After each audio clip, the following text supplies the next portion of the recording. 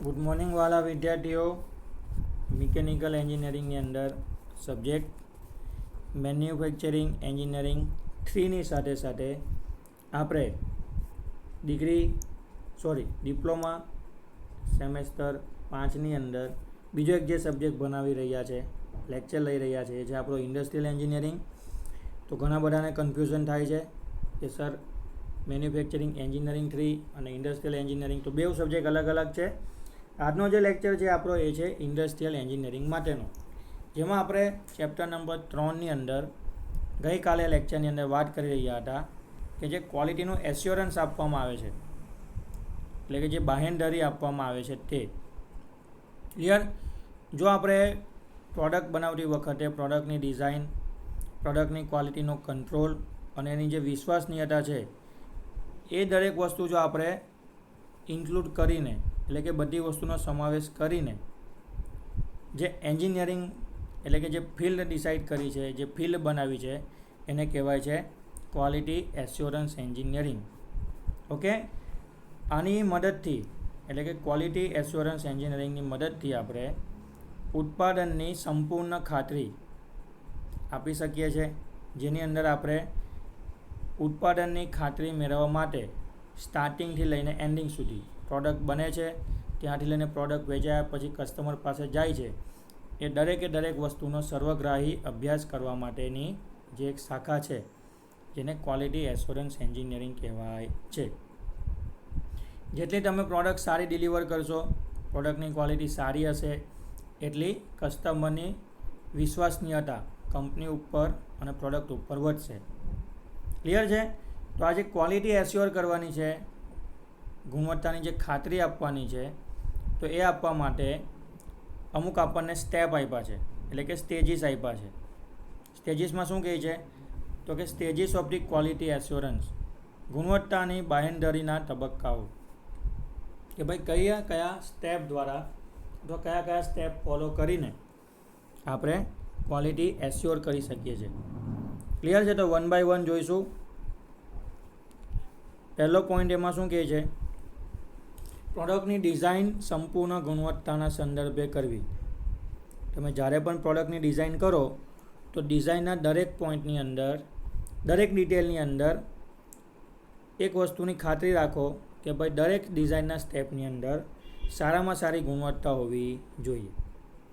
તમે ડિઝાઇન કરતાં એમ કહેવું કે ભાઈ 2-3 વસ્તુ સારી રાખીએ, બાકીની પછી ચલાવી લઈશું, એ તો કસ્ટમરને કંઈ ખબર નહીં પડે. એવું નથી. તમારે જો પહેલેથી કસ્ટમરને ક્વોલિટીની ખાતરી આપી હોય તો ડિઝાઇનના દરેક સ્ટેપની અંદર, દરેક પોઈન્ટની અંદર પણ તમારે ગુણવત્તા જાળવવી પડશે. બીજું છે ઉત્પાદિત થતી પ્રોડક્ટ અને તેના સ્પેસિફિકેશનોને અનુરૂપ થાય છે કે તેની ખાતરી કરવી. તમે જે પ્રોડક્ટના સ્પેસિફિકેશન, જે સ્ટાન્ડર્ડ નક્કી કર્યા છે એ જ સ્પેસિફિકેશન પ્રમાણે અને સ્ટાન્ડર્ડને ધ્યાનમાં લઈને પ્રોડક્શન થાય છે કે નહીં તે દર વખતે ચેક કરવું. એટલે જ્યારે પણ પ્રોડક્શન થતું હશે ને ત્યારે પણ તમારે એનું ઇન્સ્પેક્શન કરવું પડશે ક્વોલિટીનું. પ્રોડક્ટનું ખરેખર વપરાશ દરમિયાન પરફોર્મન્સ કેવું રહે તે તપાસવું. એટલે આખી પ્રોડક્ટ બની જાય ને પછી પ્રોડક્ટ ઉપર ટેસ્ટિંગ કરવામાં આવે છે કે ભાઈ કસ્ટમર પ્રોડક્ટને આ રીતના યુઝ કરશે તો એ વખતે એને ત્યાં કેટલી ક્વોલિટી મળશે, કેટલી સેફટી મળશે, એના પૈસાનું જે મૂલ્ય છે એને મળે છે કે નહીં, એનું ટેસ્ટિંગ એટલે કે એની ખાતરી કરવામાં આવે છે. પરફોર્મન્સ તપાસણી કરતી વખતે ઓપરેટિંગ કન્ડિશન, મેન્ટેનન્સ વગેરેને લગતા પાસાઓની મુશ્કેલીઓ માટેના કારણો શોધવા.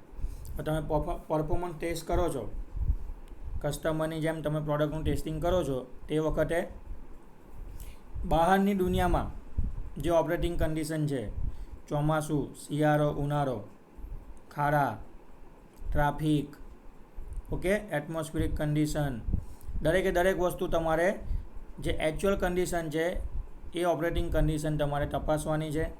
અને એની સાથે સાથે જો એની અંદર કોઈ ફોલ્ટ આવે, રિપેરિંગ કરવું પડે અથવા એનું જો મેન્ટેનન્સ કરવું પડે તો એ મેન્ટેનન્સને લગતા પણ જે પોઈન્ટ છે એ તમારે ઇન્ક્લુડ કરીને એમાં જે કંઈ પણ મુશ્કેલીઓ આવતી હોય એના રીઝન શોધીને કસ્ટમરને બને એટલી વસ્તુ સિમ્પલ કરી આપવી પડશે. મુશ્કેલીના રૂપ અથવા મુશ્કેલીરૂપ કારણો નિવારવાના ઉપાયો નવી ડિઝાઇનમાં કરવા માટે આ શોધવામાં આવેલા ડેટાનો ઉપયોગ કરવો. હવે તમે વર્ષોથી કોઈ પ્રોડક્ટ બનાવો છો, ઘણી બધું ટેસ્ટિંગ અને ઇન્સ્પેક્શન તમે કર્યું છે, તમારી પાસેના ડેટા છે, ડેટાનું તમે એનાલિસિસ કરો છો, તમારી પાસે એક્સપિરિયન્સ છે. તો આ જેટલા પણ ડેટા છે, જે કંઈ પણ એક્સપિરિયન્સ છે, એને યુઝ કરવાનો છે. અને નવી કોઈ પ્રોડક્ટની ડિઝાઇન તૈયાર કરો ત્યારે એમાં જે કંઈ મુશ્કેલી આવે છે અથવા મુશ્કેલી રૂપના જે કારણો, અમુક એવા રીઝન હોય, અમુક એવા પોઈન્ટ હોય, અમુક એવો સમય હોય કે જે વખતે પ્રોડક્ટની અંદર પ્રોબ્લેમ આવે છે, તેને શોધવામાં તમારો જે પાસ્ટ એક્સપિરિયન્સ છે અને તમારી પાસે જે ડેટા છે એનો ઉપયોગ કરવો. ક્લિયર? તો જ તમે આગળ વધી શકશો. છેલ્લો પોઈન્ટ શું કહે છે? ડિઝાઇન ફેરફારો કરી, એટલે કે ડિઝાઇનમાં ફેરફાર કરી પ્રોડક્ટમાં ભરોસાપાત્રતા લાવવી. તો તમે એકની એક ડિઝાઇન વર્ષોથી લોકોને આપશો ને. તમે એકની એક જ બાઇકની ડિઝાઇન છે વર્ષોથી બનાવીને વેચો છો, બરાબર. સ્ટાર્ટિંગમાં વેચાશે પછી કસ્ટમર કંટાળી જાય, કારણ કે કસ્ટમરનું મગજ જ એવું હોય છે. ગ્રાહક કેવો હોય? ગ્રાહકને રોજ કંઈ નવું નવું જોઈએ. તમે એકની એક જ ડિઝાઇન જો વર્ષોથી આપ્યા કરશો તો ધીમે ધીમે લોકો કંટાળી જાય. એટલે તમારે સમય અંતરે થોડા સમયે તમારી જે પ્રોડક્ટ છે એના પેકિંગમાં, એની ડિઝાઇનમાં, એના કલરમાં, એના એપિરિયન્સમાં, એના બહારના બાહ્ય લુકમાં કશે ને કશે થોડો ઘણો ફેરફાર કરીને કસ્ટમરને કંઈક ને કંઈક વેરાયટી આપતા રહેવાની છે અને સાથે ક્વોલિટી પણ આપવાની છે, જેથી કસ્ટમરની ભરોસાપાત્રતા એટલે કે જે રિલાયબિલિટી છે એ વધશે. ઓકે? તમે લોકોને પાર્લેજી બિસ્કિટ જ ખવડાવો, 5 રૂપિયામાં જ ખવડાવો, ક્વોલિટી પણ બિસ્કિટની વર્ષોથી એ આપો છો તે જ આપો, અથવા થોડી સુધારીને આપો, પણ જે વજન છે, પેકિંગ છે, ડિઝાઇન છે, આ બધું થોડું ફેરફાર કરો કે જેથી કસ્ટમરને એવું લાગે કે ના ભાઈ, પાર્લેજીની કંપની હજી પણ ચાલે છે અને લોકોનો વિશ્વાસ છે કે હજી પણ એના ઉપર છે. ઓકે? કે એક્ઝામ્પલ આપ્યું છે પાર્લેજી, એટલે કે પાર્લેજીની અંદર જ ડિટેલમાં જવાની જરૂર નથી. હવે તો ઘણા બધા એક્ઝામ્પલ છે. કોઈ દિવસ આપણે ટૂંક સમયમાં કોલેજ ચાલુ થશે ત્યારે આના જે આપણે પ્રેક્ટિકલ અથવા આની અંદર જે કંઈ પણ ઇમ્પોર્ટન્ટ વસ્તુ ડિસ્કસ કરીશું ત્યારે હું તમને જણાવીશ કે ભાઈ શું વેલ્યુ છે અને ક્વોલિટીને કારણે મોટી કંપનીઓને શું ફાયદો થયો છે અને મોટી કંપનીઓને નુકસાન શું થયું છે. એની આપણે જે કેસ સ્ટડી છે, જે ખરેખર વસ્તુ ઘટી ગઈ છે ને, જે ઘટના ઘટી ગઈ છે એ આપણે ડિસ્કસ કરીશું.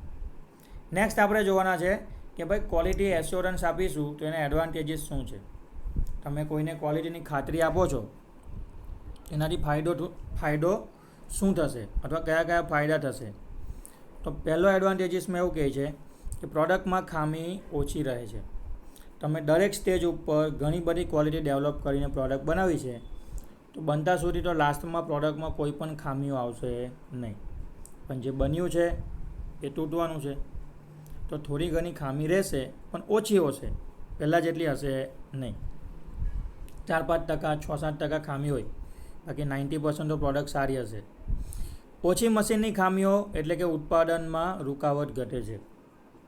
મશીન પણ તમે સારા લીધા છે, મશીનને મેન્ટેન પણ કરો છો, એની પણ ક્વોલિટી જાળવો છો, તો મશીનની અંદર ખામી ઓછી આવશે, મશીન કન્ટિન્યુઅસલી કામ કરશે અને જે પ્રોડક્શન તમને જોઈએ છે ને એ કન્ટિન્યુઅસલી ચાલુ રાખશે. થર્ડ છે ઓછા ઇન્સ્પેક્ટરો અને કારીગરોની જરૂર પડશે.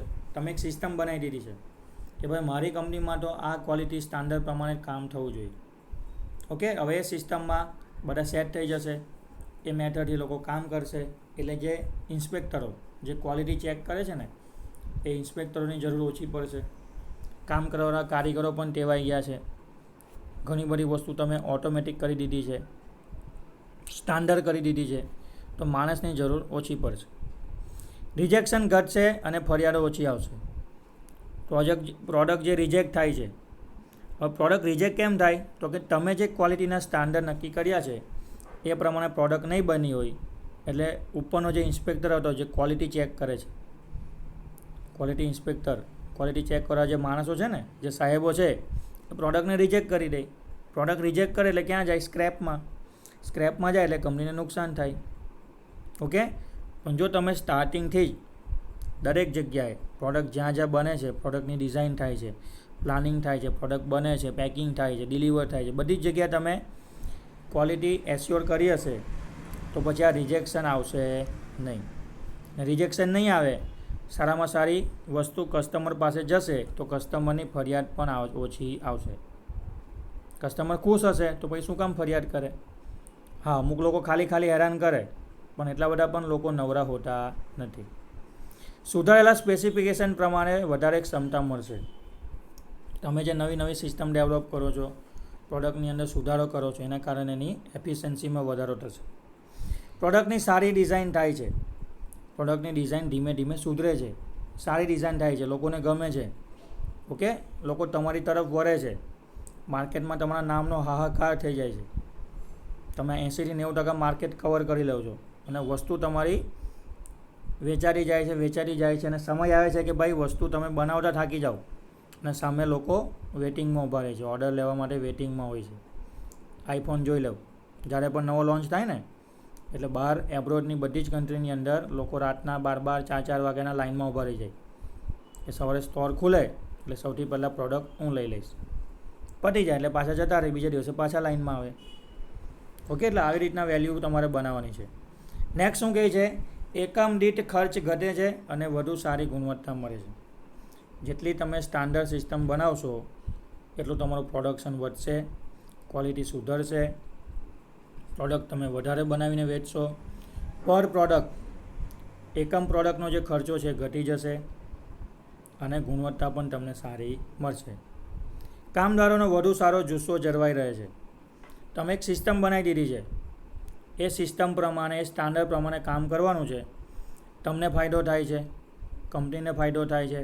કંપની કારીગરોને, કામદારોને બોનસ આપે છે, ઇન્સેન્ટિવ આપે છે, ઓવરટાઈમના પૈસા આપે છે, ટાઈમ ઇન્ક્રીમેન્ટ આપે છે. એટલે એ લોકોનો જે જુસ્સો છે, કામ કરવાની જે ધગશ છે એ જળવાઈ રહેશે અને લોકો હજુ વધુ સારી રીતના કામ કરશે અને હજુ વધુ સારી ક્વોલિટી લાવવાની ટ્રાય કરશે. ઉત્પાદકતામાં વધારો થાય છે. બેશક કોઈ સવાલ નથી આની અંદર, તો 100% ઉત્પાદનમાં વધારો થશે. ગ્રાહકને સંતોષ મળે છે. સૌથી ઇમ્પોર્ટન્ટ છેલ્લો પોઈન્ટ, ગ્રાહક કેવો થઈ જાય? એકદમ ખુશ. બરાબર ને? અને ગ્રાહક ખુશ થાય ને, કસ્ટમર ખુશ થાય એટલે ભાઈ તમારે કોઈ બીજા માર્કેટિંગની જરૂર નહીં પડે. ખ્યાલ આવે છે? તમે કરોડો રૂપિયા કે લાખો રૂપિયાની એડવર્ટાઇઝ કરો એની કોઈ જરૂર નથી. ખાલી તમે એવી પ્રોડક્ટ બનાવો કે જેથી કસ્ટમર ખુશ થઈ જાય. ત્યાર પછી જો કસ્ટમર માઉથ ટુ માઉથ એટલા બધા જણને કહેશે કે ભાઈ આ કંપનીની પ્રોડક્ટ સારી છે, આ કંપનીની પ્રોડક્ટ સારી છે, આની અંદર આ ફીચર્સ છે, આની અંદર તો આટલી સ્પેશિયાલિટી છે, અને એ કસ્ટમર જે કહે ને એકબીજાને, એનાથી તમારું સેલ્સ એટલે કે એમાંથી તમારા વેચાણમાં સૌથી વધારે વધારો થાય છે. બરાબર છે? હા, એડવર્ટાઇઝ કરો, ફિલ્મ સ્ટારને એપોઇન્ટ કરો, કરોડો રૂપિયા ખર્ચો, શાહરૂખ ખાન કહે અથવા સલમાન ખાન કહે, શાહરૂખ ખાન કહે અથવા સલમાન ખાન કહે ને આપણને કે ભાઈ પેપ્સી પીઓ, થમ્સઅપ પીઓ, તો કદાચ 1-2 જણા પી બી લેતા હોય, 100, 150, 1000, 500 જણા પી બી લે. પણ તમારો કોઈ ફ્રેન્ડ પી અને કહો ભાઈ મજા આવી ગઈ, એકદમ રિફ્રેશ થઈ ગયો ને, તમે બીજી વાર જાતે શું કરશો? તમારા દોસ્તારના કહેવાથી, તમારા રિલેટિવના કહેવાથી, તમારા ફ્રેન્ડના કહેવાથી તમે એકવાર ટ્રાય કરશો. ઓકે, એટલે એવું નથી કે ભાઈ ફિલ્મ સ્ટાર ને હિરોઈન કહે તો જ આપણે પ્રોડક્ટ ખરીદીએ છીએ. આપણા સગાવાલા, આપણા ફ્રેન્ડ કહે ને, તેનાથી પણ આપણને વિશ્વાસપાત્ર થાય, એટલે કે પ્રોડક્ટની ઉપર ભરોસો વધે છે. ક્લિયર છે? આગળ આપણે જોવાનું છે રિલાયબિલિટી અને ક્વોલિટી કેરેક્ટરિસ્ટિક. રિલાયબિલિટીનો મતલબ શું થાય? ભરોસાપાત્રતા. તમે જ્યારે કસ્ટમરને એમ કહો કે ભાઈ અમારી આ પ્રોડક્ટ છે, એની અંદર આટલી ક્વોલિટી છે, આ એનું પરફોર્મન્સ છે, આ એની એફિશિયન્સી છે અને આટલા સમય સુધી પ્રોડક્ટ અમારી કામ કરશે, વચ્ચે કંઈ પણ પ્રોબ્લેમ આવશે તો અમે વોરંટી, ગેરંટી આપીશું. આટલી બધી વસ્તુ તમે કહો ને એટલે તમારી પ્રોડક્ટ ઉપર અથવા તમારી સર્વિસ ઉપર કસ્ટમરની શું થાય? ભરોસાપાત્ર એટલે કે રિલાયબિલિટી વધે છે. ઓકે, મતલબ તમે જે કીધું છે એ તમારે આપવું પડે. ઓકે, તમે જેટલા વર્ષ કીધા છે એટલા વર્ષ તમારી પ્રોડક્ટ પરફોર્મન્સ પૂરી પાડવી જોઈએ સફળતાપૂર્વક. તેને ભરોસાપાત્રતા કહેવાય છે.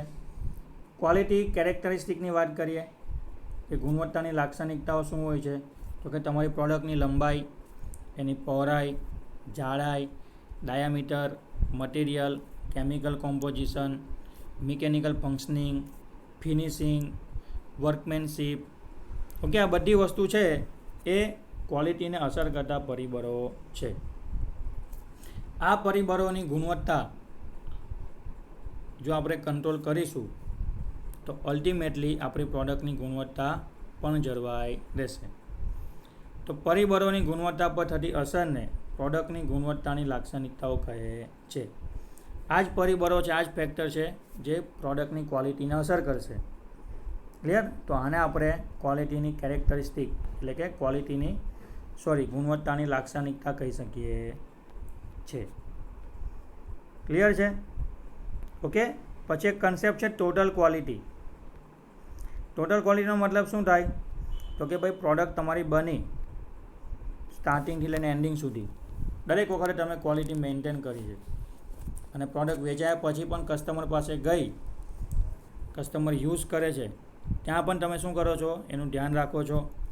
ત્યાં પણ તમે સર્વિસ પ્રોવાઈડ કરો છો, જેને કારણે રિલાયબિલિટી વધે છે.